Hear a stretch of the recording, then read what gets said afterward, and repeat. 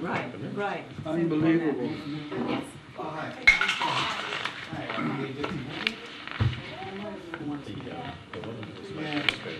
You got the agreement for the meeting? Yes. Yeah. Sure, we had a motion and second, Oh, so she had to just put a name in there. Wow.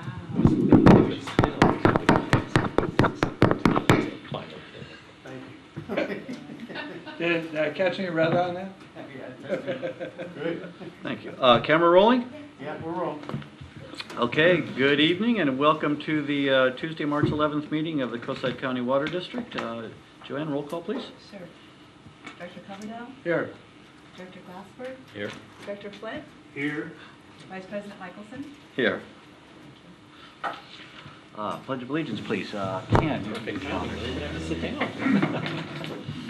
I pledge allegiance To the flag of the United States of America and to the republic for which it stands, one nation, under God, indivisible, with liberty and justice for all. Amen. Okay. Oh, wow. Wow, we got a special person in the audience today. Need a little public comment. No, none right now. Well, I'm closing the door, so that's it. Hold your peace. Okay, seeing no public comment, I guess we're going to go straight to, I'm assuming, let the architect and his bill rate, let's try and minimize that so we'll get his presentation right away. Before consent? Oh, Yeah, that or, it's on my forehead right now, isn't it? yeah. He works for free, I think. Yeah, haven't got a single bill. Let's ramp up. The guy's a genius. Well, Consent calendar, you know. who, I mean, well, I just want to reorder. If not, who did the financials? I did. And, They're fine. okay, found to be in order. Do we have a motion to accept the financials? So moved. Second. Okay, moved and seconded. Joanne, please. Yes. Director Coverdell? Aye. Director Flint? Aye. Director Glassberg? Aye. Vice President Michelson? For the consent agenda. Aye. Okay. You meant the consent agenda. Yeah, Yeah. that's how I interpreted that Yeah. when I made my motion. Well, it's stated here the consent calendar, is that right? Yeah, I think you said the financials, Yeah. but he. Oh. Oh, no, I asked if, He as just asked as to a review the component. financials. Okay. Do we have any meetings attended? Any director comments? Anything exciting? Do you already report to you guys about the meeting with Montero? Last meeting, do we Oh. report on that? Oh, did Only we? if there's something new. No, but do we report on that? I don't recall. When was the meeting? Yeah, No, I did so Director Flint and I attended a meeting with Montero. And the meeting we attended was the Joint Mutual Interest Committee. And it's a committee that was started, I think back in, a long time ago, maybe like '06 or something. And, but it hasn't had much activity. And so we're going to ramp up.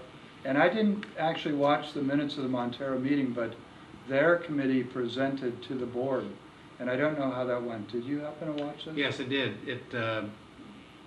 The reaction was generally positive, and they instructed the manager to agendize a discussion of the preliminary engineering study and its funding for the next meeting. And this is the intertie. Yes.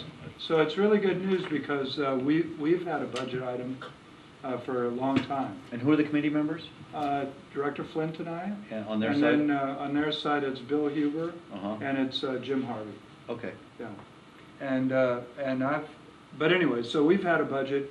They haven't had a budget, but they're going to talk about having a budget so we can actually have the general manager get together, get some engineering help, and talk about how we would actually do it, what it might cost, and what the timing and the permitting would be.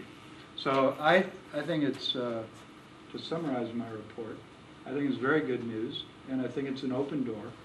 And how it ends up going, I have no idea, but I'm glad that the door's open. And Dave was sort of a sacrificial lamb in the meeting because he had the big article in the newspaper. And so, of course, we had to listen to a lambasting of our general manager for about a half an hour. But anyway, we got through that, and everyone resolved to Well, I get think along. one election certainly has changed the attitude up there, is what I'd like to think. So I think this at least you're talking, so this is a big step, and like you said, since 2006, I'm gonna say 19, it's been a long time. If you're talking, that's a good start. I think it's great, and Director Flint was a fantastic addition to the committee because he has a lot of experience with public policy and planning issues, and so it was delightful to have him there, and I think his interpretation, you might want to share it, would be valuable, and so I'm delighted to be working with him. Good, Yeah, good. no, I thought it was a very Thank you. positive step. Yeah, so that's, like I said, new blood on both sides, so that's great. Good job, guys. Thanks. I think it is good. Any other comments, meetings attended? Last month was not a Bosco month, this month is, but I mean, do you guys get copied on Nicole's emails? No. I got one this afternoon. Still, status quo as far as the possibility of, going beyond the 10% voluntary. And there will be a further update at my next Bosco meeting, and then obviously, mid-April we'll really know. So I'll certainly have more to report at next meeting. Great, thank you. Moving on to general business, this we can reorder. We'll go to 6C right away. So Dave, do you want to take that on? Okay, I gave you an update at the last board meeting on the progress of our fire response, basically the recovery of our business systems, the setup of the modular office in the parking lot, and our impending transition into that office space. So the district is now running in the modular office building. We've known On your way? no. We've known for some time that this 40-year-old building doesn't really meet our needs. We don't have a space really for one more person in the building, and there may come a time when we need that. So we thought that the fact that we're out of the building, that it has to be recarpeted, repainted, and a whole lot of other work done in it, is an opportunity that we ought to take to look at whether there's some modifications we could make to the building that would make it better suited to the district's needs. So I asked John Evans to help us with that evaluation. I worked with John, 12 years ago, I think, or more than 12 years ago, more like 15 years ago now, on a similar effort in the SAM building, which was really unsuitable for the authority's needs back then. And I thought then he'd done a really nice job of evaluating Sam's needs and then doing the best we could with that existing building. This project has some common elements, including a building that's sort of difficult to modify. So with that introduction, I'll let John talk a little bit about however much he wants, about his evaluation and ideas about what we can and can't do with the building. I'm not set up the microphone, do I move it over? And turn it on.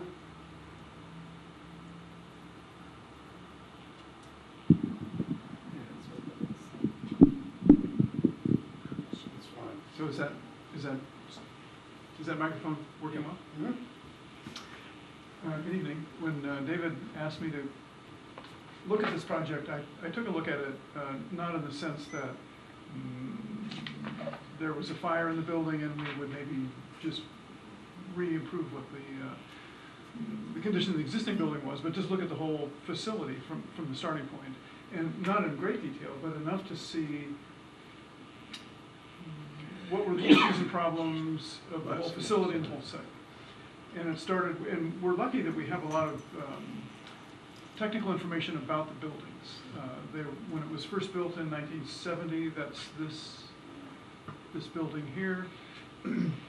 We have that complete set of drawings, and then we also have, when it was done in 1990, it was added onto, and we have that complete set of drawings. So all the structural information, all of the building detailing was available to me And I put it into this digital model just because it's easier to work with in a schematic sense. Just a little bit of a historical kind of input. This building here, it was built sometime in the 40s. I'm assuming that when Half-Moon was starting to try to incorporate in the late 40s, early 50s, they were also putting together some sort of water district. And so they moved into or built this building then. In 1970s, when this next building was built, is also the time when Dina Dean and Westinghouse moved in and started to Frenchman's Creek and the first round of developments. And so they had some money and some resources, and so they built about 2/3 of the building that's there now. And then in the 1990s, when the Crystal Springs Pipeline project was going, there was again another need for public input and expansion, and they added on to this portion of the building that's there. So historically, there were sort of three kind of events that were causing a district to expand, and also at the same time have a lot of need for public discourse and public input and things like that. And that explains partly why the building was built the way it is with the boardroom size it was. And the question came up right away, does the district need to have a public presence where they have large board meetings and a lot of public interface? And it's this question, don't have the answer to that. I went through and interviewed all the staff and got their input on. They did a good job of providing me what their job descriptions were, and we just talked about what their particular issues were. And there were common issues that had come up with workflow and circulation. We also looked at the building to see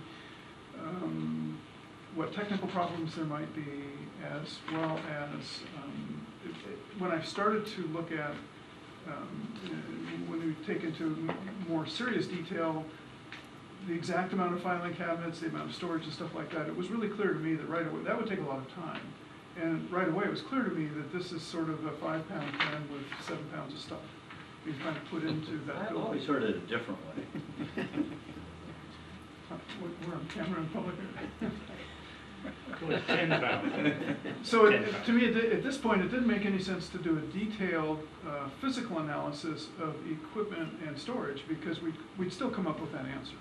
And looking at the site in general, when I summarize that on the report that you have, the site in particular is overcrowded for having a service facility and an administration facility on the same property. Each place you look at, whether it's parking, storage, vehicle, not repairs, but vehicle maintenance, so to speak, parking for the staff, access to the building, all is overcrowded. And so there's really only 3 solutions to that. One is to have 2 separate facilities, a service yard and an administration facility, or somehow reconfigure this property, which would mean a multi-story kind of remodel of some kind. Most likely some of it having to be underground because of the height restrictions in this community. Or have a separate site if you're going to have a combined facility that's a service yard and an administrative facility. So with any one of those options for the district, regardless of the decision you make, it's still going to take 2 to 5 years to move ahead with that kind of plan.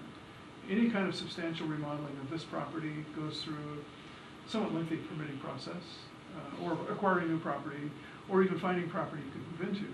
There's going to be 2 to 5 years in that process where you still need to operate. So with that in mind, we just looked at, okay, what are the main problems that could be solved with a little bit of reconfiguration of the building that you have, since you're already going to do new carpeting, painting, replacing some of the ceiling, working on some of the light fixtures. All of that's going to happen anyway. And the building is evacuated now. For the most part, everything is either in the modular trailer or could be put in storage lockers somewhere, because there's no personnel in the building. Also, the district is at a point where technically it's going to be changing how you monitor the water system, the equipment that you need for that. The whole way this building was designed is out of date from both generations, both 1970 and 1990. The biggest sort of single problem that's a circulation issue, and we outlined that in this staff report here, is that there's a conflict with the public interfacing with your staff. Someone just walks in the door and they can chit-chat with anybody. And that's a nice thing, that's what I like about Half Moon Bay. I look at work here, you know, go down to market, talk to people. But it also gets in the way of just the functionality of your administration building. And if we,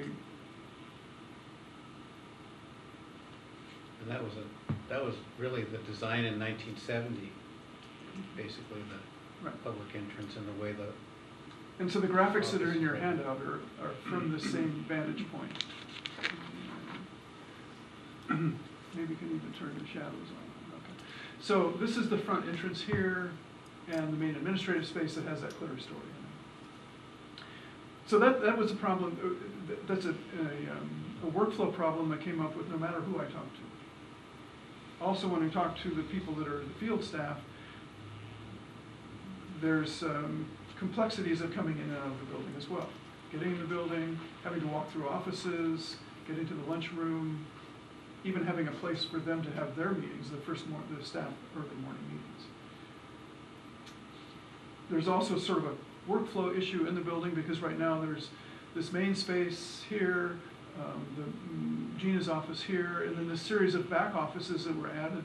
And so it's kind of like Alice in Wonderland's labyrinth in there to get through to things. And the boardroom here sits empty most of the time.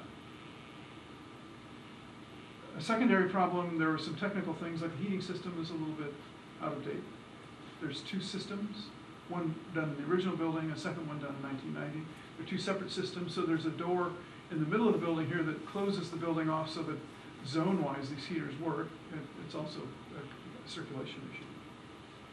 So there's other minor issues and challenges in the building that I've kind of outlined in the staff report here. When I look at this building structurally, these are actually the walls that are holding up the building. The concrete block walls around the outside in here, and then these three walls, this one, and this one are wood frame walls that are shear walls in the building. So those have foundations under them and are the lateral bracing of the building. Other than that, nothing in this, and there's some posts in the middle here that hold up the clear stories and a couple of headers that are for the addition that was done. So all the other walls interior of the building are not structural, and most of them don't even have headers. So theoretically, we could just empty the building out like this and have this empty space. We come back to the first statement that we made, that it's still a site and a building that's too small for the things you're trying to put into it. So no matter what we do, it doesn't make more space. It just makes, it could be a little bit more efficient if we did some demolition. and we learned in the process of moving everybody into the boardroom and now into the modular that we can make more efficient use of space than with those modular. Yeah, what's the units. how many square feet are the modulars? Total modular square feet is, let's see, 60 by 24, so what's that, 1,500 square feet, something like that? And what- 1440. And what's 3,500 square feet. And this is, yeah, this is, So you're doing it in a third of the space. well, yeah, John, in one of his little sketches, superimposed the modular space on part of on the main administrative part there, and it's about the same amount of space. So to sort of fast forward to a conclusion, if we just take out these walls here, this is the wall that's for the boardroom. These are the two little walls that are a file room that is just a room full of files and kind of an enclosed hallway, so to speak. These walls are going to need to be replaced anyway because this is where the fire was in here. If we remove those walls and do a little bit of reconfiguration,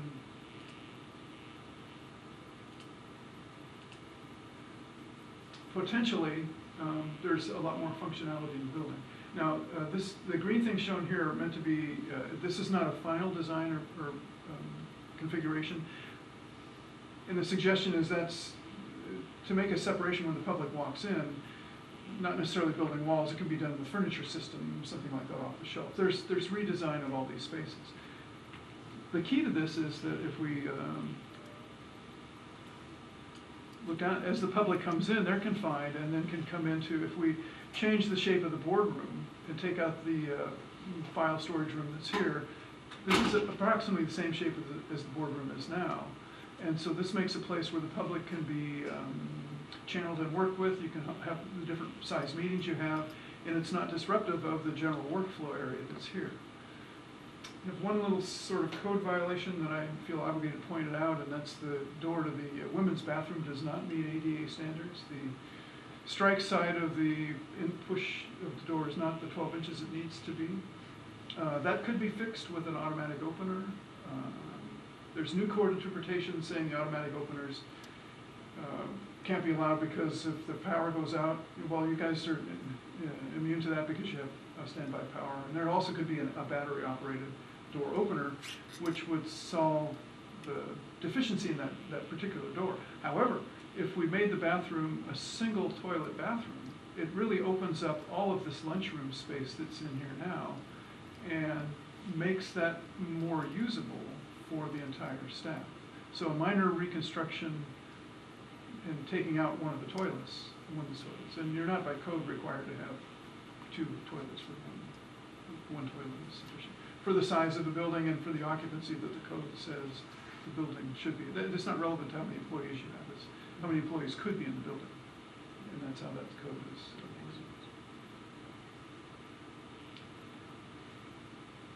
There's a little bit of a reconfiguration of the office down here. Let's see if right now this is Joe's office, and it's a big office with a bunch of windows that are outside, and it's at the end of a hallway.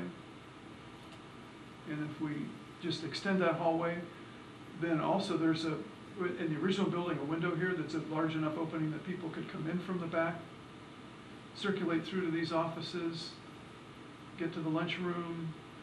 A lot more flow can go on here. And so generally these offices, this office now is a large hallway. It's where David is right now, and it's, long as he says it's a big hallway. No room for the bike rack. Yeah. So rather than completely gutting the building and starting over again, most of the spaces are usable the way they are. There's trim and detailing that doesn't need to be replaced. But we could open up dramatically the general work area. We could create another 2 meeting areas. One could be maybe potentially 2 offices that are modular systems for your field staff that are out in the small building could come into the offices in here.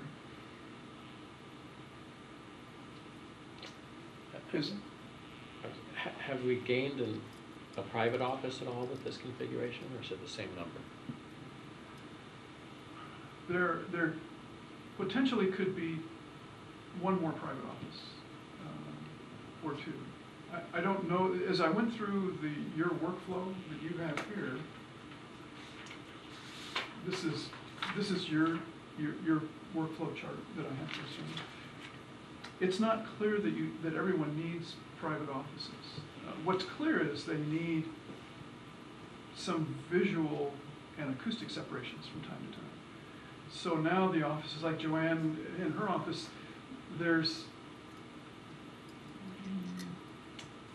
most of this. So if there were windows in her office, then when she needed to have privacy, she could still see the workflow going on. And if she needed to have visual privacy, she could close the blinds. So it makes it, so if we added a few windows to these offices that are already here, it changes how the offices could function. The answer is no, we don't. You know, like, there's the potential to build a couple more offices back in that back space, but we're thinking that we're going to be better off with furniture. But, So just to, let me. but if we grow staff at all, then where would that staff go? Right. So just to kind of to answer that as well as to conclude here, resisting the suggestion to add more space to the building, because that doesn't solve your short-term needs, which is you're in a trailer right now. If we can open up the space, then by using off-the-shelf systems, you can more efficiently use the space you have. potentially, and all of this screening of the public, right here is an office that used to be an office. It could easily be, we even talked about that, a controller that may be coming on board.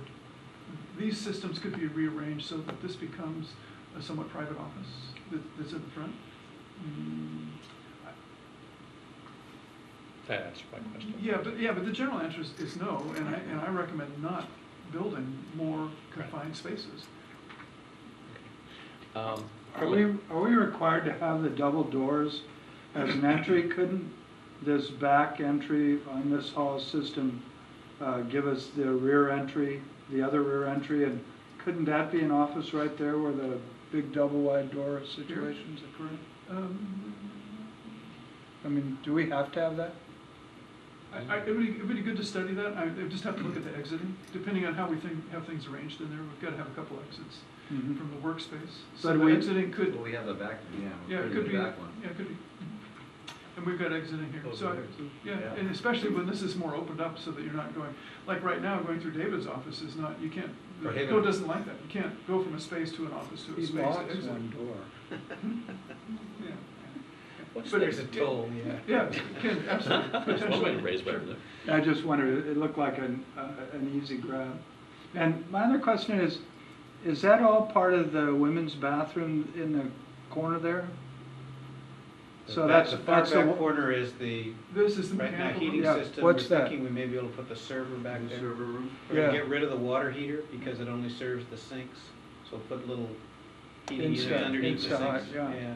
Because that looks like some more space that might be able to be messed around with. Absolutely. I think there's, when you really study this in careful detail and really look at fine tuning this, there's a lot more efficiencies that we can get. Don't want to take that step until you agree that you might want to spend some money to do any of We're this. not there yet. Yeah. But Arnie, I think there's room for three more places in the configuration if we go hit the pedal to the metal. Down the road, yeah. From a timing perspective, to hire all these That's a good do point. we, Well, do I'm from we you, man. What's your have interest? the permitting hurdles to go through? Let's say we say, yeah, let's do it tomorrow. Right. Do we have permitting hurdles through the city that we have to go through to make this happen? I can't see what they would be. We're really just, It's all internal. and not only that, we're really not changing the building. You're not even taking a bearing wall down? Yeah, okay. We might want to look at taking out these posts that are what make that old control room now, where the fire was. And structurally, that's not a particular problem, but it is another step that is a documentation complexity. It is a public building, and so we have to kind of provide the structural stuff. But to answer your question, generally going at this the way we are now, as far as I know, and Steve, there's no public hearings involved in this. It's all No, staff you're going level. strictly through a building permit process. Yeah. I mean, it's not like you need a coastal development permit. It's a few weeks. Existing structure, it's Yeah. primarily interior remodel. Okay. So you're not adding, you're not increasing. Not moving any plumbing other than possibly the kitchen sink. So how would a project like this work in relation to the timeline for repairing the fire damage? I mean, do we have to then put off some of the fire damage repair until all of the plans for this project are done? Well, no, you don't want to replace carpeting, you want to do it once, right, I assume? I think we'd leave the building alone until we're ready to do Till the whole this come up. project, right? Yeah, okay. We've gone as far as we need to go in terms of demolition and getting the fire damage, the immediate needs handled. So we don't have any timelines related to the insurance or anything like that? No. Yeah, and that leads to my questions. What are we hearing from our insurance? Well, we just got a $61,000 check from them covering all of the expenses we'd submitted. The only thing they took issue with was, the only significant thing was that they shortened our time that they'd cover the portables to 4 months from 6, because it was their estimate that the fire damage repairs would take 4 months. And what's that cost? Monthly cost on that? It's about, I don't know, 500? That's pretty cheap. 500 a So month. not real. Yeah, it's the setup and the take, but presumably they'll cover the takedown as well, and the move, they covered moving out and they'll cover moving back in. Right. We got an estimate for the, Andrews Disaster Recovery gave us an estimate for fire damage repair and cleaning, but it was a pretty low, it was a lot of detail, but pretty low cost, on the order of $25,000. So we don't know yet what kind of settlement we'd get from the insurance company. We'll have to negotiate something with them. Who's on finance subcommittee? And, okay. That's the next place it should go, this proposed remodel. Yeah, we've been discussing it. We actually had a meeting, we've already talked about it. Oh, you have? Yeah. Okay. So I think a couple of things, just to emphasize a couple of things that, one thing in particular that John said, we're out of space on this site. We don't have the space to park another vehicle. You know, we need like a parking valet out there. Our guys are complaining that we can't, you know, we don't have any covered space to store things. Our old the 1940s building, which was modified, I think, in 2004 or so to provide that locker room. Yeah. It doesn't, you know, there's no locker facility for a female field crew person. So, you know, that's, and these days that's a problem because there's the potential, you know, we can't not consider female candidates because we don't have a locker room for them. So that's an issue we need to, that we'll ultimately need to deal with. But there are a whole lot of issues on this site that we need to keep on the table over the longer term. I mean, we need to address the district's long-term space needs, consider whether having, you know, sort of an industrial corporation yard on Main Street is the right thing for the next 50 years. But I think this project would really help us get through the next 5 years in the current building, even if we add another 1 or 2 people to the staff that needs to use this building. And it probably would, we could probably improve, you know, the organization of the field crews and their communication.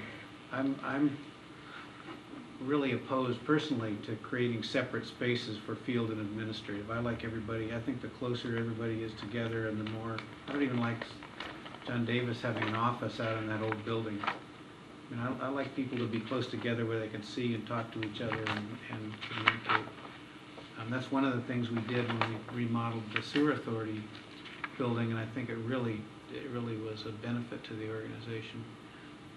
So I think our choice now is we can just go back in and clean up and repair the building, do the scope of work that's covered by the insurance, and move back in and have the same issues, or we could invest something. And my estimate was, we don't know, but it's easy to imagine that to get all, you know, once we get all done, we'd have spent, you know, $500,000, half a mile of pipe, $500,000. Would it be good for the next 10 years? Well, probably. I think the building would work a lot better. Right now, we don't. When we talk about an additional position, we really don't have a place to even consider putting that person. I mean, we'd have to like make them a cubicle inside the boardroom, which wouldn't work very well. So I think, you know, there's potential in here to make the building work a lot better for the near-term needs.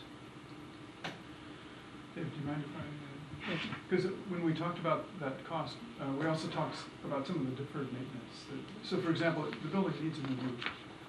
And so there are some costs in this that he's talking about. They're not just changing a few walls and reconfiguring. Is that what tar and gravel is? Yeah, I think so. And that we have in the CIP. We've accounted for that in the CIP. Some of the other issues with the building, it's all single glazing. Those wood window frames have dry rot in them. The building, actually, one of the things we need to do while we have it vacated is it needs to be fumigated. We've had dry rot, we've had termites, we've kind of spot treated those things. So some of those things would be part of this project as well. If we replace some of those window systems, we'd have a much greener and more energy efficient building. You know, right now everybody in there is either wearing jackets or running little space heaters in their offices. You know, partly because the thermostat's in my office, and you know, after riding to work, they try to heat the office up before I get there. Well, why doesn't everybody ride to work?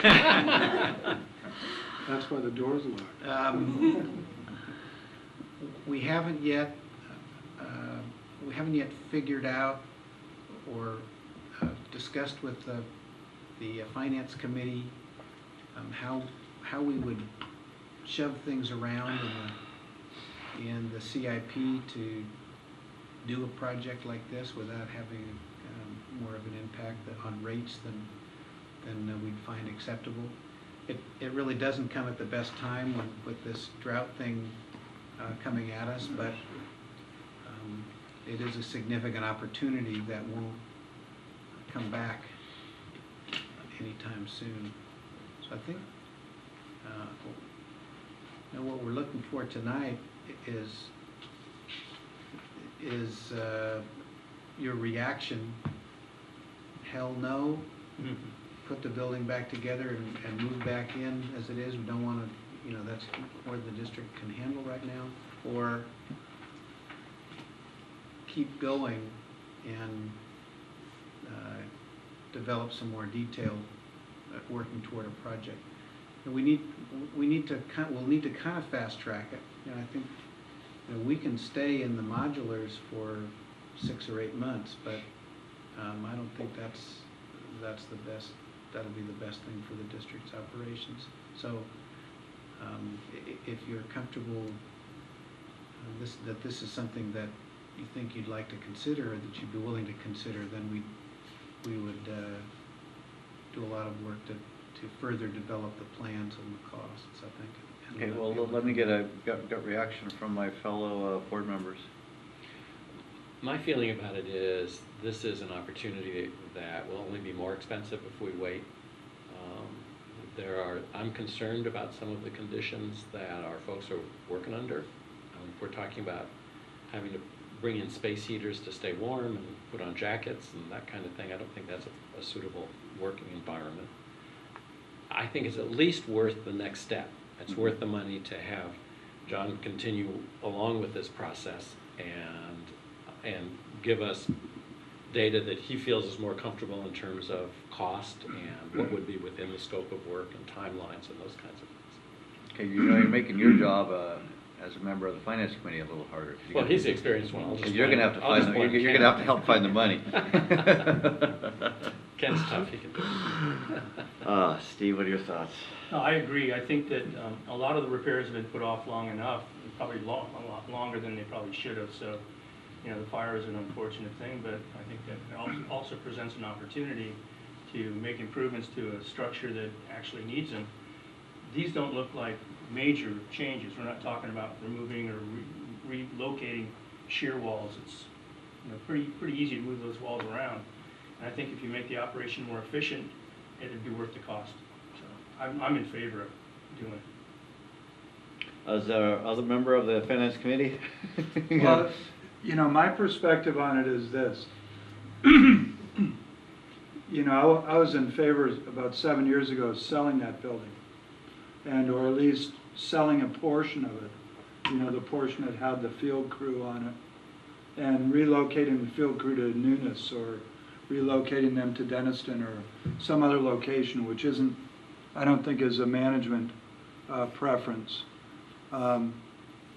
You know, I don't know that I agree with the idea that you can't have separate locations, because we've operated our business that way for a long time. But saying that, you know, our operation is very different, and it's not a publicly funded operation, so there are big differences there.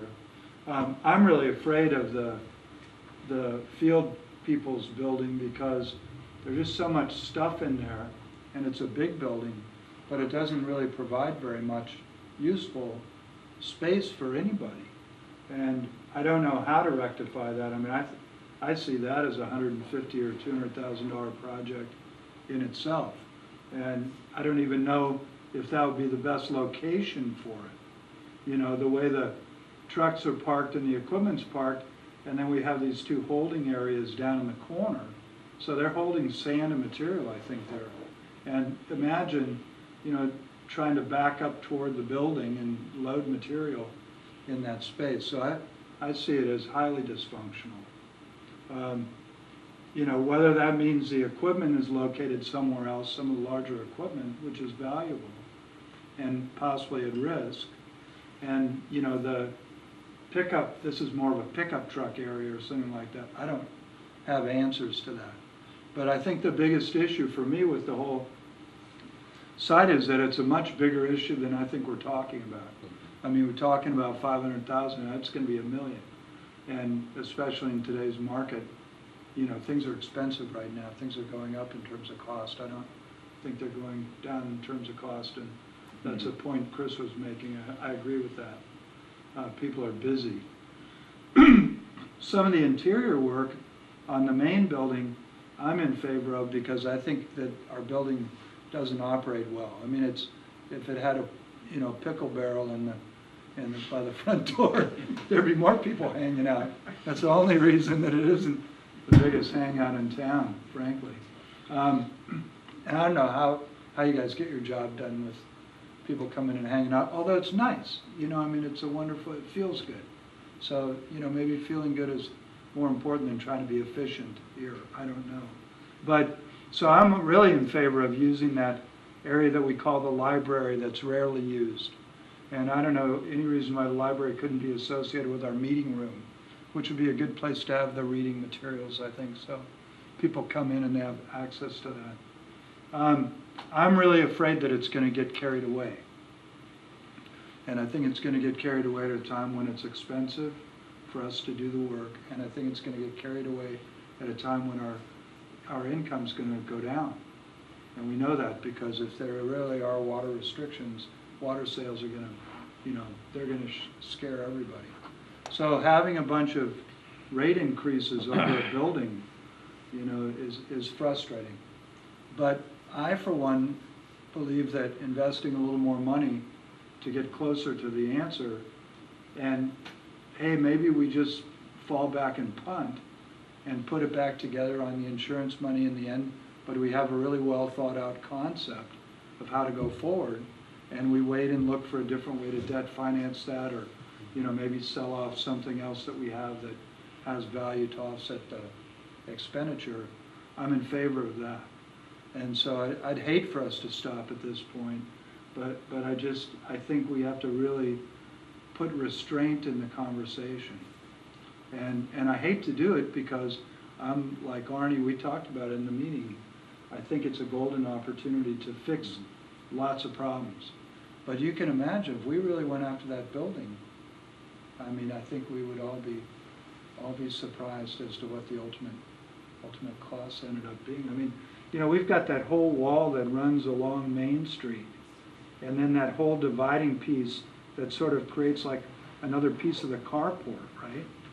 So, I mean, there's a lot of opportunities there for expanding that building or that facility just by the nature of those walls.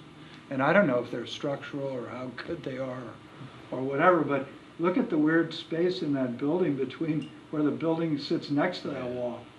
I mean, go there along Main Street, along the front of the maintenance people's area. It's just, see how narrow that, it's just crazy.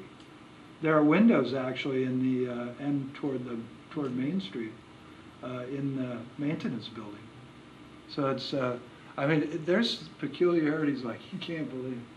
So I think John's a very clever guy, and Dave's a good manager. He's not going to get too crazy, but that's what I'm afraid of. I'm afraid of going out and telling people you're getting a 20% increase in your rates this year. You're going to use half the water, and we're going to remodel our building. It just sounds so, I don't know how to say it. We didn't cause it. We didn't try to make it happen. It wasn't something we, requested or prayed for. But sometimes the tough have to get tougher in the tough times. But boy, I'll tell you what, it's gonna be a hard sell, isn't it? Yeah, it sure is. You know, in a perfect world scenario, I think the old Bank of America building would make a great restaurant. I'd love to see the city get out of there. I'd love to see us do something jointly, share a courtyard, something on Sewer Plant Road. Would make sense for everybody. But then I woke up. We live in Half-Moon Bay, and Jimmy Benjamin would probably appeal it to the Coastal Commission. So guess what? Ain't gonna happen. We're stuck with those four walls that we have. Yeah, this is an opportunity. It came at an inopportune time. I wish it had happened 3 years ago in a recession. We could have gotten this done at $200,000 or $300,000. Right now, getting a local contractor to work, good luck. They're all over in Woodside making the big money. We do need it. We do need to do something. I think finance needs to really look at it again. Dave, I think you threw it out there. Half mile of pipe. We may have to pull a half mile of pipe out of the CIP to justify this. Yeah, I'm with you, Ken. I do not want to go back to my ratepayers, and ask for more money, because we need this remodel in times that we're really not adding more connections. I mean, we have kind of stopped growing. This district is not getting any bigger. Our boundaries are still the same. We're putting in 10, 20 new services a year. There's not a big growth rate within our district to really justify spending a lot of money. But yeah, we do need it. So what do? I guess we take the opportunity that's been dealt us here. It's certainly worth pursuing, getting some tighter drawings, and I know the tighter the drawings are, the more things are spec'd in the drawings, the tighter the bids will be. And that's where a good architect really comes into play. You cannot give those contractors room to come back for, oh, that wasn't on the plan, oh, that's an extra. If we're going to do it, we get a really tight set of drawings, because this is public money here, and this is the public trust here. We cannot look at a police station in Pacifica. There's been enough examples of contractors taking advantage of special districts, municipalities. I read about it all the time in the newspapers. These palaces that are built on the public dime, and they put cities, special districts in financial peril. And it's not going to happen on my watch. So I want this really, really tightly defined. I don't want a lot of room for us to be taken advantage of. We proceed. My opinion is proceed cautiously. Have finance again look at it, get a tighter set of drawings, and revisit it. And I want to see where it can come out of the budget. Where's the money? Because we don't have the graph here on. We did a lot of double-digit rate increases in my time here, and we promised our customers that we're going to taper those down in a mid-single digit. And I don't want to go back to double-digit rate increases. Can't do it.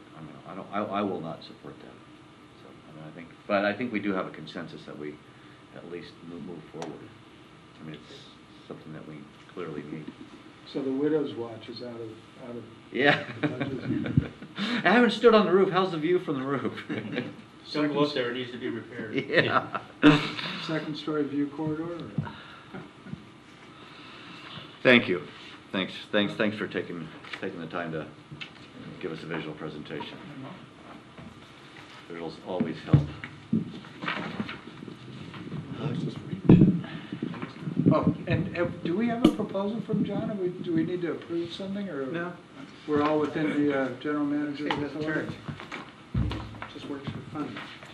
Well, I noticed he was wearing a rotary button. Yeah. It's with, it's all within general manager's authority. Good. Thanks, John. I wish it wasn't, I looked at church a lot. Woodside, that's what this Thank you, it's, enjoy the chance to work with you. Don't be messing with my boardroom. Typically challenging project for my office.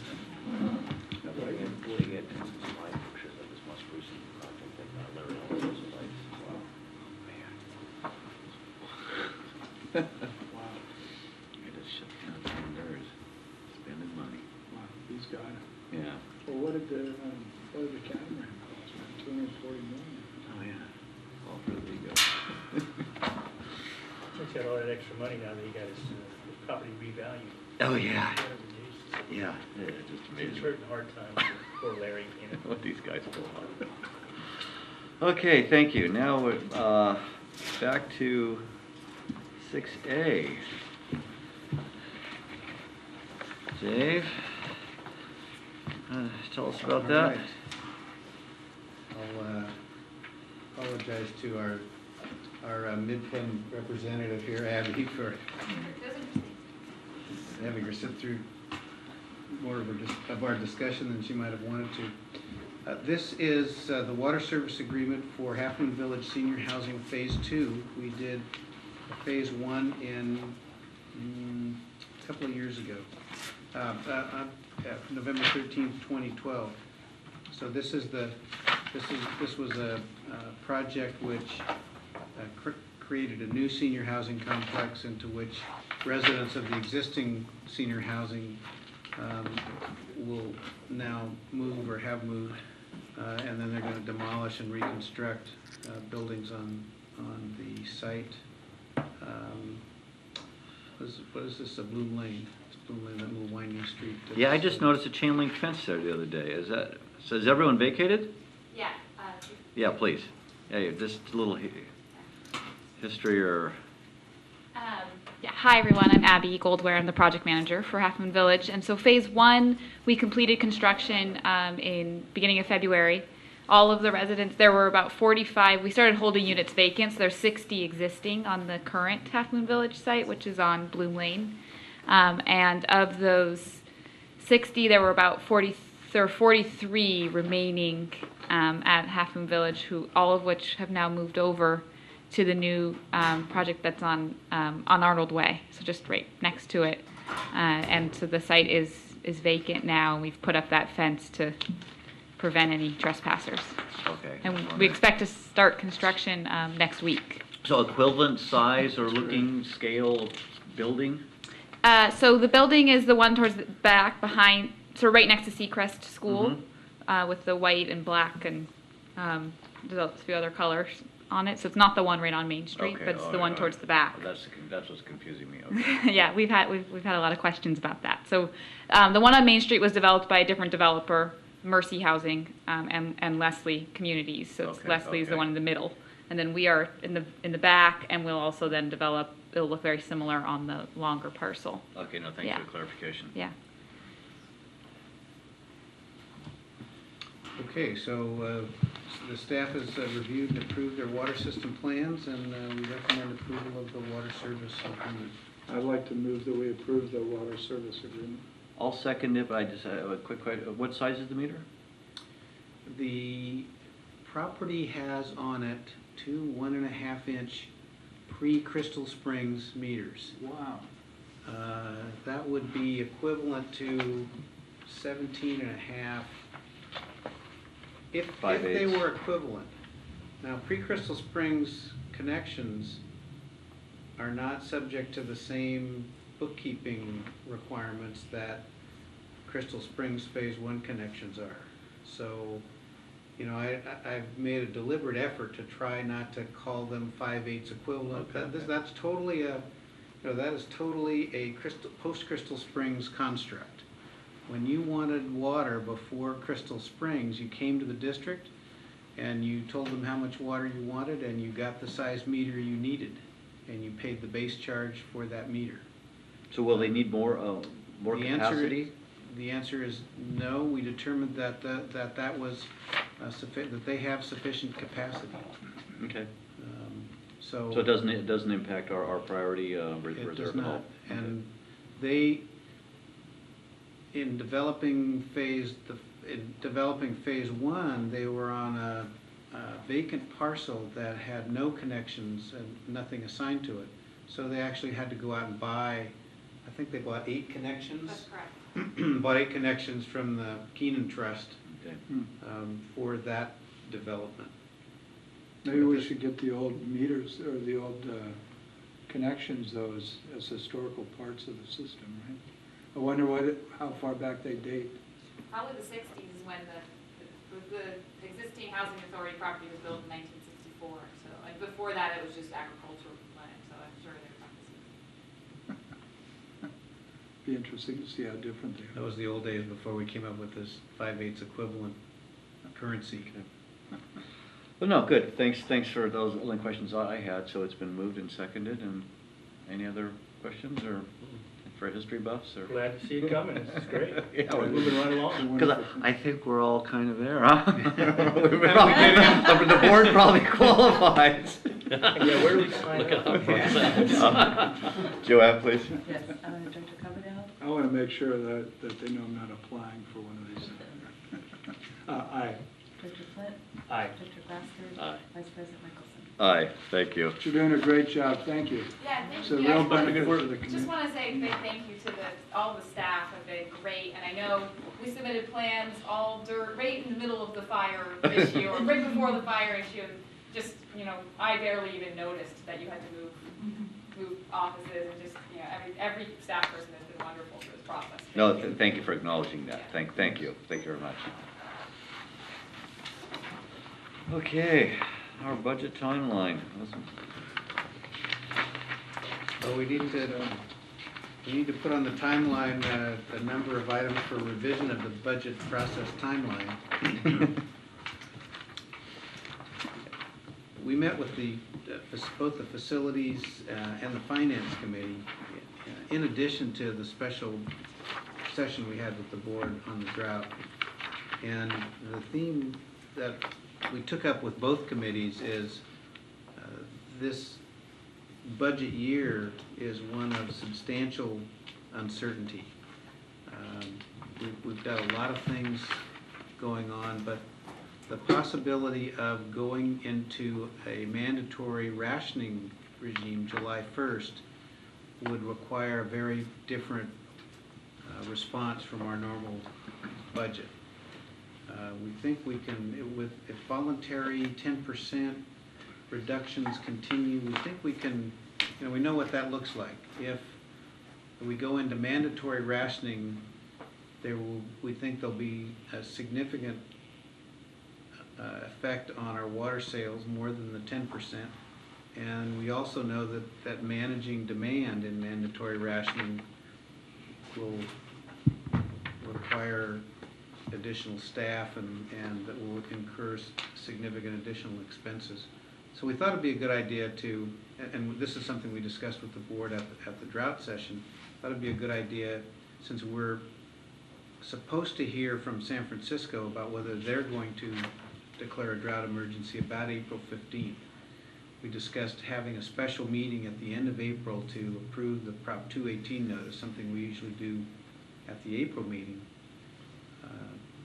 so that we can have both incorporate this possible San Francisco drought emergency and water allocations into our budget and proposed rate increase discussion, and so that we can have rates effective that go into effect July 1st while complying with Prop 218. That was the idea of having a special meeting for the Prop 218 notice at the end of April. So it gives us a little bit more time to get ready and think about how we're going to, we really need, in order to avoid what could be a very significant rate increase, in high double digits, I think, we're going to need to decide what capital projects to push out in the schedule. We're really going to need to move some things around and do much more than we usually do in the budget process to try to reconfigure things to deal with these special conditions. Mostly, I think it's going to be moving CIP projects around. So this gives us a little bit more time to do that. So this is revised. We'll present the budget and the tentative rate increase for the first time at the April meeting, and the regular April meeting, and then we'll have our special meeting the week of, what do we say here, the week of April 28th, to approve the Prop 218 notice. So we just wanted to give you that. We had you approve the budget timeline, so I guess consistent with that, we'd ask that you give us any feedback you want to on the budget timeline and approve this one. So, do we need to schedule that April 28th week of meeting? Assuming we agree that we need to have it? We can? I figure the sooner the better, get it on everybody's calendar. We didn't bring our calendar. Pardon? We forgot to bring our big calendar.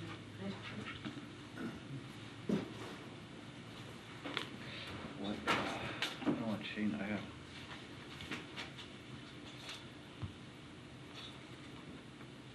Come out, wherever you are. Do we try and keep them on Tuesdays? Yeah, you know, I personally, yeah, I mean, it's nice, it's, otherwise, you know, So that would be the 29th then. is it the 29th? What's our regular meeting? It would be on the 15th.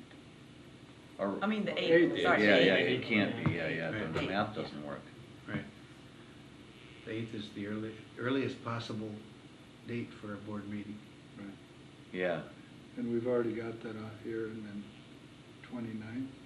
Is that soon enough, or should we do it on 22nd? I think the 29th works for our 2/18 schedule. Okay. then it's a matter of evening, afternoon, 9 o'clock in the morning. or morning too, I don't No, care. no, actually, I don't like it till 11 on Tuesday. I can't look beyond 2 days from now, so whatever, I mean, I prefer, what is staff, what works, I mean, does 3 o'clock, or does staff like that one? Second would go till 9. The only thing I think we should consider is that we're gonna be approving the notice of a rate increase. And as much as I enjoy an afternoon or a morning meeting, I'm just wondering if, in the interest of the public being able to access it, if we shouldn't keep an evening time. That's a good point. We're gonna be discussing, what level of discussion are we gonna have at the April 8th meeting? It'll be the first presentation of the budget and CIP, proposed budget and CIP with, we'll take a look at the financing plan and what rate increase would be required. And see, and it doesn't get approved, I mean, historically, it's been a range, Yeah. you know, 8, or whatever, pick a range, 8 to 12% or something like that, and the final determination is made to when, June? Yeah, we're not gonna make the final decision till June 23rd. There's Yeah. So this is just the ample notice, that Yeah, we're gonna yeah. do a rate increase, Yeah, it's we're- not Yeah. a commitment at that No, point. no, Then I don't yeah. care. The board approves, we look at the rate increase and the board approves the maximum rate increase for purposes of the notice. And then the notice press needs- runs with the maximum, and Right. then Then you get the beat up. next meeting, Right. they come with the pitchforks and torches. Ah, So that In March, general, people tend to believe that the rate increase in the 2/18 notice will be the rate increase enacted. Typically, the new board members are door greeters. I may have to miss that meeting. I've been through a few of those. Well, I'm game for 11, I'm game for 3, but I don't think we need to have a nighttime meeting. yeah, No, I'm with you on that. Good, I'm glad we're back to this. Yeah, and I can do 2 it o'clock anytime. even would work. 2? You like 2? I like 2. Like my lunch is no. 3 to 5 is, 5 tends to be a time that, yeah, because if we go to 2, then it's like we got, I want to hear give you. staff as much productive time before we come in and disrupt everything, kill the day. And I like our old meeting room. Probably where it's gonna be. That's good, I like that. Well, let's do it at 4 then, since we can't agree on 2 or 3. Oh, I'm fine with 4. We could do it in an hour. I mean, that's a hard hour. 4 to 5, or you wanna go 3? Let's do 3, we need a lot of time. 3:45. You know, whatever you guys want to do, I'm fine with that. 3. I'm in. 3 sound good? Sure. Okay. sounds like 3, okay. Okay, It's 3 is 3 good. o'clock. Okay. 29. Agreeable group. Okay, so this is CCWD notice to rate increase. Got it. And that was April 28th or 29th? 9. 20. We'll come get you if you don't show up. And Yeah, of no, course, if we don't need a rate increase, we won't need that meeting. Yeah, see, finance guys really got your work cut out for you. We're gonna try. I gotta tell you, the new member of the committee is fantastic. So we're in luck there. We lucked out 2 times on new board members. They both show up on time too. Good, thank you. So if we could just have a, Oh, move to approve the revised budget process timeline. I'll second that. Okay, all those in favor? Aye. We didn't need a roll call on that one. Thank you. A couple highlights from the email I was alluding to earlier. Customer water demand has responded with a 12% reduction system-wide since the January 31 announcement. Precipitation at Hetchy is about 40% of average as of March 9. Based on current forecast, Hetchy July 1 reservoir storage will be above 1977. That's the most recent real bad drought. And 65% possibility of Hetchy filling by July 1. They could probably use about another 6.5 inches of precipitation up there to fill it. I thought I read 75%. It must have gone down since. Well, 6 inches of fresh at Kirkwood this morning. It melted by 3 this afternoon. It's running. I'll tell you what, filling up reservoirs, man. Yeah, no, it It's is. not, that ain't all bad. Marin they're all full. I rode my bicycle past their reservoirs and they're at the top. Nice. They got lucky. Nice. They dodged a big bullet up there. Nice. Okay, Joe's not here. I'll just, I've got a couple of things I'll just add on the staff's perspective on the drought conditions. We heard from Steve Ritchie last week, and he seems optimistic. He says he's sleeping better. You know, I was looking for kind of his tells to see whether, I know these folks at SFPUC are just worrying about this obsessively, and he seems to be a lot more comfortable. There are a lot of percentages flying around. 65, they're 72% full, 65% probability that Hetchy will fill. He said he did not foresee the need for 20% voluntary or mandatory reductions. But one of the things they're looking at that would be a real complicating factor is the possibility that the governor will declare a mandatory statewide 20% rationing regime of some kind, which SFPUC would have to respond to somehow. Now, that kind of thing is not contemplated in our water supply agreement. And one of the problems with the water supply agreement, this is sort of unintended, and one of the reasons that San Francisco is really hesitant to go to mandatory rationing or to trigger the drought emergency provisions of the water supply agreement is there's the allocation called the Tier 1 allocation of limited supply between San Francisco retail and the wholesale customers collectively. And that is weighted towards San Francisco retail, basically on the theory that, you know, they don't have yards, they don't have gardens, their per capita use is really low. The problem is that those numbers would shift sort of unneeded water supply over to retail while cutting back the wholesale customers more than they need to. Right now, if they can say, as they do, that they're achieving, you know, overall 10% reduction, you know, they'd like to stay there because no one agency and neither side of the retail wholesale divide is really accountable for any particular degree of reduction. So, you know, it's sort of an unintended consequence of that Tier 1 allocation in the water supply agreement that, you know, would be a real problem for them as well as for us. They would get their supposedly reduced allocation of water would be more than they're using now. So it's a problem. And they're talking about revising the Tier 1 agreement. But that's just a little bit of background on Do you their. have a question related to that? Yeah. Have we experienced a 10% voluntary reduction? Can we tell by our records? You know, this whole reducing 10% raises the question of, well, 10% from where, from what? Maybe last And year. that's a big question even with San Francisco, because they're comparing our current usage to our projected usage. So they're basically saying, well, you know, the 10% reduction we're looking for is 10% less than what you projected you'd use. That's how I understand it. And that's the other issue with triggering allocations. Then we would go to some specific formulas about what the, you know, it would be past use as opposed to projected use.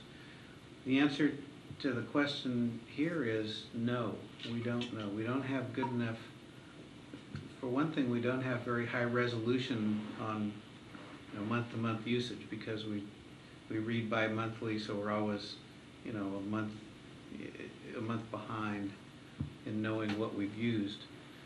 And the other is just this sort of, you know, what's the baseline? But that's something we're working on. We'll have to really think about as we look at how to control demand. You know, what our real targets will be and how we'll know when we get there. So, you know, that's a current topic and for us and for the rate study that we're doing as well.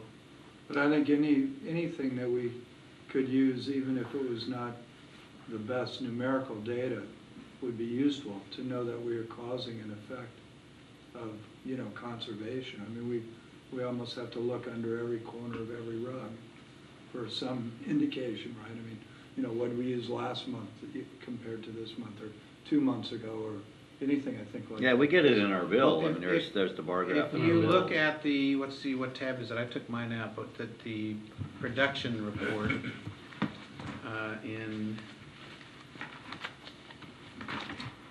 let's see, it's in consent under F. It's about the third page in. If you look at this monthly production report, this graph here, you'll see that dramatic drop. Now that's the effect of the rainfall, some rainfall in February. So, Right. you know, that the rainfall had a very large effect from month to month. So it's trying to sort that kind of thing out. Well, maybe the That rain makes it a was challenge. responding to our request. Yeah, right. So certainly we've, you know, and this is a little bit the fallacy with this optimistic San Francisco pronouncement. Oh, we're meeting our 10% goal. Well, heck, we dropped from 58 down to 38. So we're making 20%. 20%. Yeah, Voluntary. Well, that's what we were yeah. hoping for. Good work, people. Yeah. So, but, you know, Thank the you, numbers, sort of an inexact science. If you ask, you know, my feeling is, unless we get some significant additional rain, I think it will be hard for San Francisco to stay on a voluntary program. Alameda County is going to mandatory. I think there'll be this domino effect of agencies who are in, all agencies are in different situations. Everybody's got a unique water supply situation. But when Alameda County is declaring mandatory rationing, it's hard for the other agencies in Bosca or around them to say, oh, we got plenty. So I think that unless we get more rain, that effect will increase. And, you know, I just wouldn't be surprised if they do some degree of if San Francisco declares a drought emergency. It's just, I think that even though everyone recognizes that all utilities situations are different, you know, the drought really accentuates the contrast between the water haves and the water have-nots. And the wider that gap gets, I think, the harder it is to sustain this sort of insular, you know, we've got plenty of water, you know, too bad you don't have any kind of world. Have you seen this article in the Wall Street Journal? It just was this past weekend, Sunday. It's about. No, they actually had a piece in the New York. Mark Bittman wrote a opinion column in the New York Times today about California's water situation. And this is how the other California lives. That what it really points out is that Southern California is in better shape than Northern California, because Yeah. all the water comes from up here. Yeah. Because they've done all the work on extra storage and those kinds of things, and then they talked a lot about the Central Valley. But are we aware, has a California governor ever done a statewide mandatory reduction like that? Like this is inferring that, or implying that Governor Brown could do? Well, the legislature passed AB, what do we call it, AB 7X? What's the? SBX 7, mandating 20% reduction in per capita use. So, you know, over a longer period. And Brown has called for a 20% voluntary reduction. I can understand that, but it just seems like you were saying, every area has their own unique water issues. And it just seems draconian for the governor to say the entire state has a mandatory 20% reduction. Yes, Yeah, especially, you know, he's up for re-election too. Obviously, he's going to win, but I know he wants to win big, so I don't think he wants to do something that foolish. there are a lot of political factors involved. You know, the drought pushes certain projects that people favor. The more pressure we're under. We're undoubtedly under a lot of pressure, and you know, you've got some communities that are getting plenty of publicity for really dire water situations. But again, I think it's very hard for us as a state to have people in really dire water situations while, you know, people elsewhere merrily water their lawns just like it's business as usual. You know, I don't think that's and ultimately we kind of all depend on the same water supply, even though we like to think East Bay Mud and SFPUC like to think they're isolated from the Delta, for instance, the problems of the Delta, because they take, you know, they've got their upstream water rights on the McKelvey and the Tuolumne, but you know, ultimately it's all the water. We share all the water. It's kind of a shared.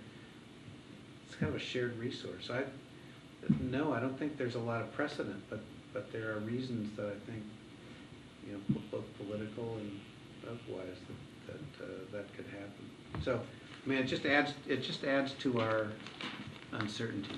If we could continue involuntary, that would be great. We'd have more time to really get ready for the inevitable day when we do have mandatory rationing again. Well, I think the governor is pressing his hand in water because he's not getting his way with the Delta reconstruction. And it's so expensive, and so I think he's just got a real battle there. I think the last bond they wanted to pass was $11.1 billion, wasn't it, for the Delta restoration? Keeps changing, but it was about $12 billion the first time around. Yeah, it could be a tool to But $12 billion get a will bond pay for it passed. all. I think so, but I think the interesting thing for us is, you know, in discussing our reaction when it goes beyond voluntary is how do we get ready to actually collect, and how do we get ready to impose the rates, and how do we get ready to make sure that we can, you know, actually take advantage of everything we have to do to keep our budgets flowing, right? Where's the rate study? We had a kickoff meeting with our rate consultants, and as we discussed with the Finance Committee, the rate study may be a longer term effort, because we set them on a course of looking at rates under the regime described in our water shortage contingency plan that allocates a certain per capita amount of water to residential and cuts back commercial by certain percentages. But we have realized that there's no way that even if we had those rates that we can implement that kind of a system should we be in mandatory allocation on July 1st. We just don't have the software, we don't have the workflow, you know, we don't ready to do Well, that. So- regardless of what happens in the So- weather world, that's software's gotta be updated. So, and that's coming back to part of the that. longer term plan. If we're in allocation on July 1st, I think we'll take an approach similar to what Alameda County has taken with use restrictions. We talked at our drought session about seasonal use and about how if we could eliminate most seasonal use, we could make even the 20% demand management target that San Francisco could impose on us. And that's the approach we'll need to take. So our drought rate study may have a component that looks at that. I think we can, the question we asked that seems like it should have a fairly straightforward answer is, could we, with use restrictions, could we get by with some adjustments to essentially the same approach we use now with the tiers, maybe with some adjustment of the tiers. So they're going to look at that. The first step in either approach to rates, whether we're looking at tweaks of our existing structure or this allocation structure, is to really slice and dice our usage data in a way that we haven't before, and that's what we're working on now. I've been spending the last couple of days pulling data and getting ready to provide it to the rate consultant. And that's something that I do because You're the guy. I'm the guy, right? We know you'll do it carefully. So, you know, the thing is, rate study or no, ready or not, if we go into allocation on July 1st, we're gonna have to respond. And I think, as we told the facilities and the finance committee, you know, if we go into mandatory allocation, I think everything else is gonna go on the shelf, basically, while we do that and try to manage through that. That's basically going to become our focus, you know, managing customer service, helping customers manage their demand, going to monthly meter reading. Those we'll be in panic mode, and trying to keep from being overwhelmed. I think it's a good first step. And so for the second, now that we've dealt with drought, for the second item, I just wanted to again highlight that Denison Water Treatment Plant has been online. We had some startup issues that we worked through with Robert's filter, mostly control issues. We've operated it for a couple of days last week at 500 gallons a minute. We shut Nunes down for the first time, so that was great. But the staff has been really focused on, and I want to recognize their efforts and their success in really maximizing. Are we running it at night? We have. We're not running it tonight. But we are at a comfort level where we can run it overnight. Yeah, they've left it running overnight. At 5, still at 5. Logan Duffy had to come in the middle of the night and restart it, but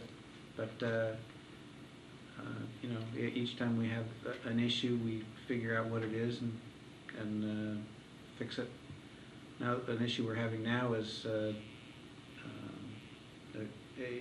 flow restriction somewhere in the pipe between the plant and the booster pump.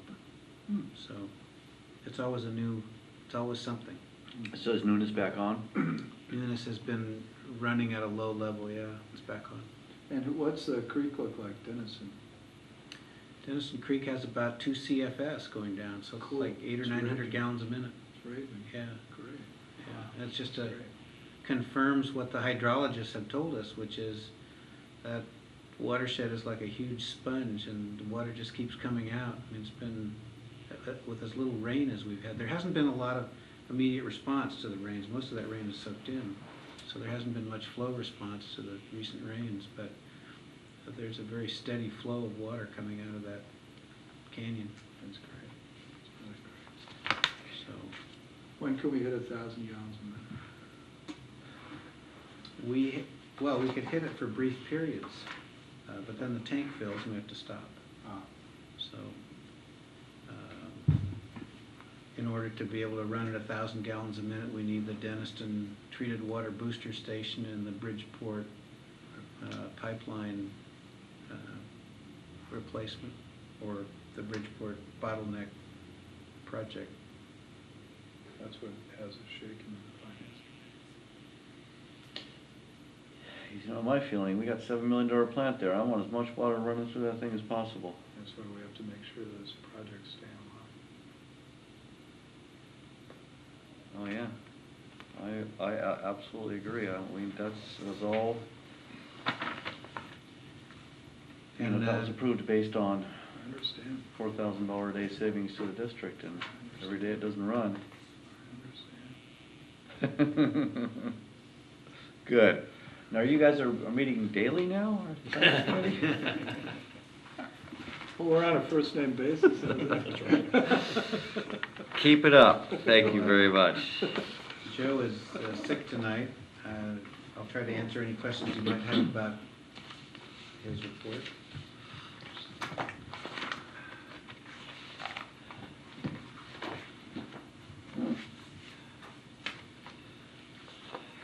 I wonder where all that water was running down the street above my house.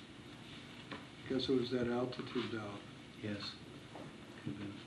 Put those things in Dennis reservoirs. Are the new Princeton Harbor meters, those are electronically read, right? They're the new style meters? I think so.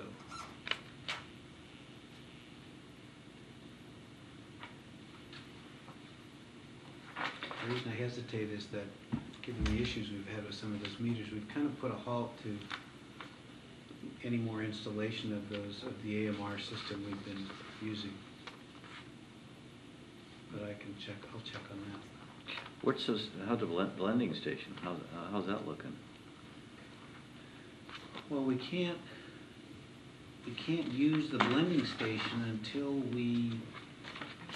there's enough water in Pilarcitos. We'd like to get enough water in Pilarcitos. Where's Pilarcitos at right now? Pilarcitos is barely above the spillway. And we keep asking San Francisco, can we have some water? And they say, no, it's not high. No, we know there's not enough.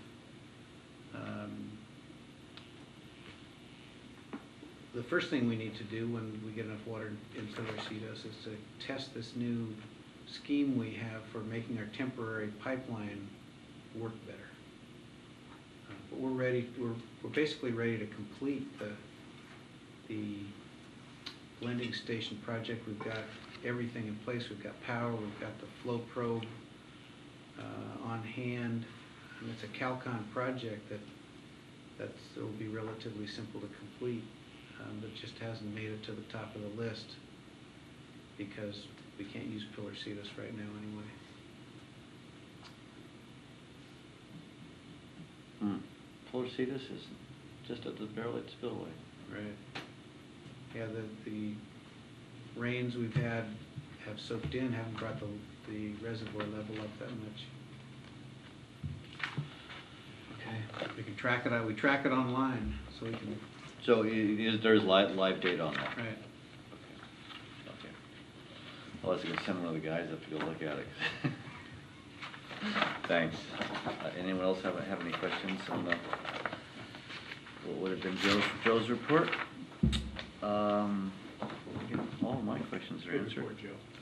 Yeah, thanks, Joe.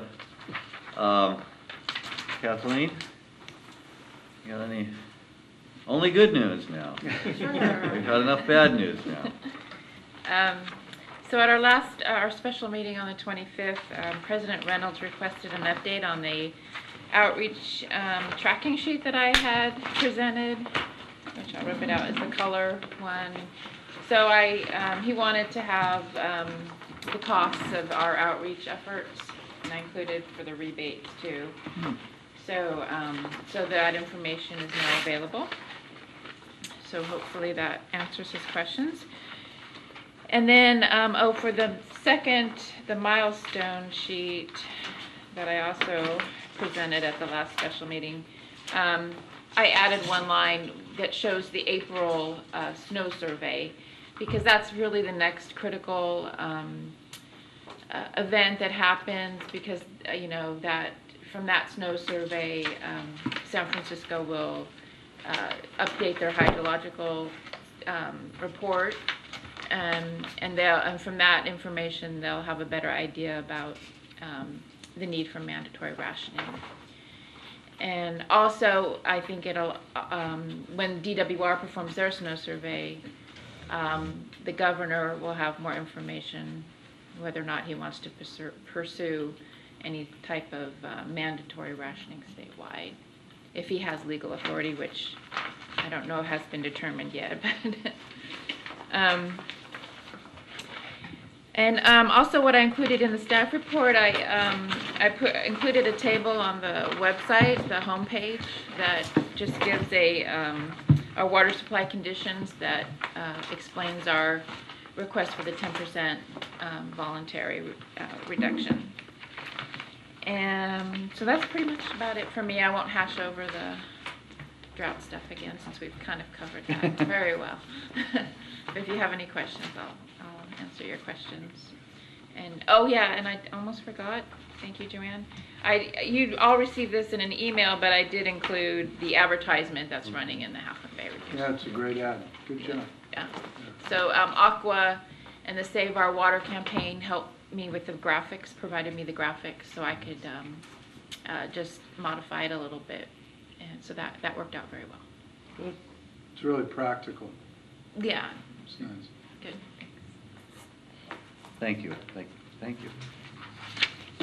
Thanks to the cameraman for finding our new digs and those in TV land. Yes, this is a different backdrop than usual. We're at the Cabrillo Unified School District office, and thank you to them for allowing us to use this facility as we contemplate what to do with ours post-fire. Thank you very much, and good night. This looks sort of modular.